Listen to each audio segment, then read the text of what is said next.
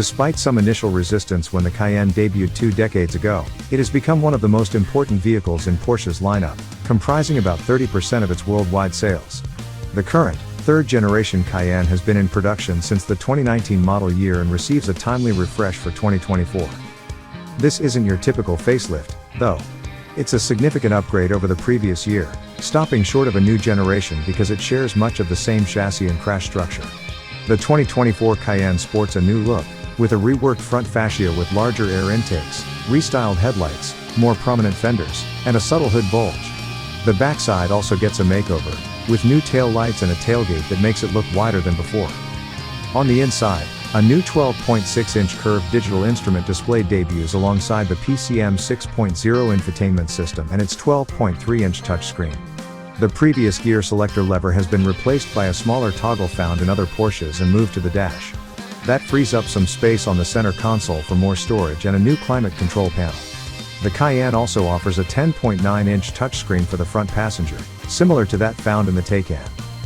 The Cayenne lineup has been scaled back dramatically from 9 trim levels to 4. The base 348 horsepower Cayenne starts at $80,850, while the 468 horsepower Cayenne S will set you back another $16,500. At the top of the range is the 650 horsepower Turbo GT that flirts uncomfortably with a $200,000 price tag. It's only available in the coupe body style and is now exclusive to the US market. Slotting above the base model is the plug-in turbo V6 Cayenne E Hybrid with 463 horses at $93,350. A fully electric Cayenne is due in a few years and will overlap with the internal combustion models. We had the opportunity to unleash the Cayenne Turbo GT on some of our favorite roads in Southern California to see how the changes affect this sportiest of utility vehicles. The Turbo GT certainly deserves its position as the spiciest of Cayennes. If it had a Scoville rating, it'd easily mimic its 6-figure pricing. Acceleration should be similar to the insane 2.8 seconds we recorded in a 22 model, and when you pin the pedal to the floor, you're met with one of the most glorious V8 engine growls this side of a Jaguar F-Type. Off the line, the Turbo GT stumbles for just a brief moment as it struggles to keep the sticky Pirelli tires from going up in smoke and prepares for the next gear, but it is nonetheless impressive and chuckle-inducing. The standard ceramic composite brakes are up to the task of getting this about 5,100-pound SUV slowed, and the firm pedal adds further assurance. Easing into a turn, the Cayenne steering is appropriately Porsche-like with its precision and effort. The standard adaptive air springs and lightweight carbon roof keep the Turbo GT from feeling top-heavy as it tracks through the curves with only a hint of body roll. Mid-corner bumps can cause the rear tires to momentarily step out of line, but the Cayenne regains grip and composure before you can react. Just as impressive as its cornering prowess is the Turbo GT's comfortable ride. Dial the drive mode back to normal, and the suspension relaxes its clenching tautness for the kind of smoothness needed for longer journeys. The prominent road noise will add a bit of long-distance fatigue back, though.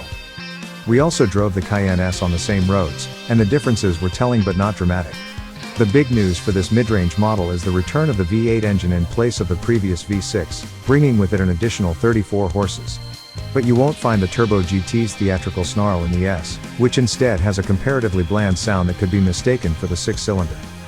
The Cayenne S also comes with a more conventional adaptive suspension that doesn't have the range of comfort or performance from which the Turbo GT benefits. It's more nervous and jittery over rough pavement and not as solidly settled in long sweeping curves.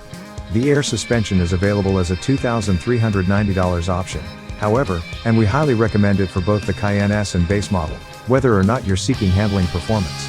Even with this addition, the Cayenne S costs half as much as the Turbo GT.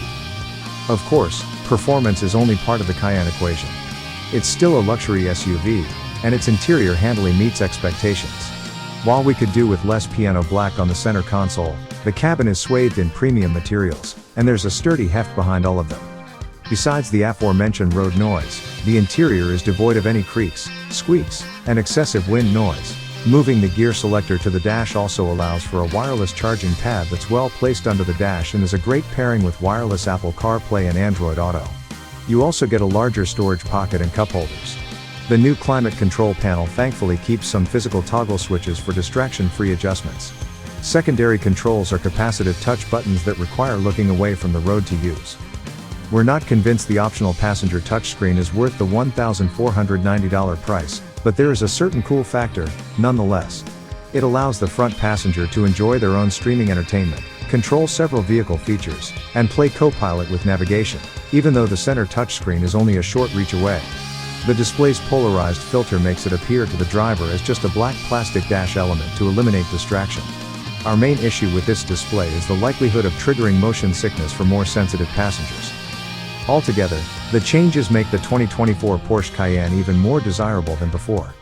For the driver who seeks more performance than the base Cayenne already delivers, the Cayenne S is sure to raise your heart rate. We'd suggest optioning the air spring suspension for a broader spread of both comfort and handling. As glorious as the Turbo GT is, its very nearly $200,000 price seems excessive. But if we had the kind of bank balance that could absorb such a hit, you'd better believe we'd go for it.